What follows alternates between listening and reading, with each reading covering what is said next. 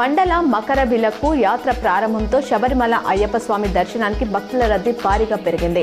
November 16 నుంచి మొదలైన యాత్రలో తొలి వారంలోనే 5.75 లక్షలకు పైగా భక్తులు స్వామివారి దర్శనం చేసుకున్నట్లు అధికారులు తెలిపారు.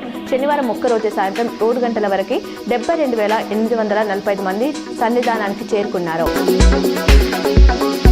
రాష్ట్రంలో రేషన్ కార్డు లబ్ధిదారులకు తెలంగాణ సర్కార్ శుభవార్త చెప్పింది. డిసెంబర్ నుంచి రేషన్ దుకాణాల్లో సన్నబియ్యంతో పాటుగా మల్టీపర్పస్ బ్యాగ్లను ఉచితంగా పంపిణీ చేయనుంది. ప్లాస్టిక్ వినియోగాన్ని తగ్గించేందుకు ఈ బ్యాగ్లను ఉచితంగా ఇవ్వాలని భావిస్తుంది. మొదటగా హైదరాబాద్ నగరంలో ప్రారంభించనున్నారు.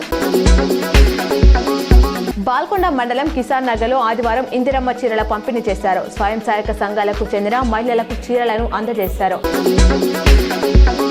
సిరికొండ మండల కేంద్రంలో తెలంగాణ రాష్ట్ర ముఖ్యమంత్రి రేవంత్ రెడ్డి ఇందిరాగాంధీ జయంతి సందర్భంగా తెలంగాణ రాష్ట్ర మహిళలకు ఆత్మగౌరవాన్ని పెంపొందించే లక్ష్యంగా ఇందిరమ్మ చీరలు పంపిణీ కార్యక్రమాన్ని చేపట్టడం జరిగింది.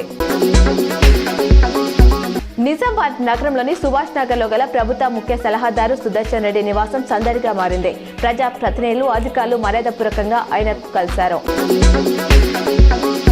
నిజామాబాద్ నగరంలోని ప్రగతి నగర్ మున్నూరు కాప్ సంఘంలో మున్నూరు కాప్ సంఘం జిల్లా అధ్యక్షుడిగా ధర్మపురి సంజయ్ ప్రమాణ స్వీకారం చేశారు. ఈ కార్యక్రమంలో ప్రజాప్రతినిధులు పెద్ద ఎత్తున పాల్గొన్నారు. నిజామాబాద్ నగరంలోని మాధవ్ నగర్ లో గల ప్రెసిడెన్సీ వరల్డ్ స్కూళ్లలో ఆయుష్ చైతన్య సదస్సు విద్యార్థులు, తల్లిదండ్రులను ఆకర్షించింది. చిన్నాల సాంప్రదాయ నృత్యాలు అందరినీ ఆకర్షించాయి.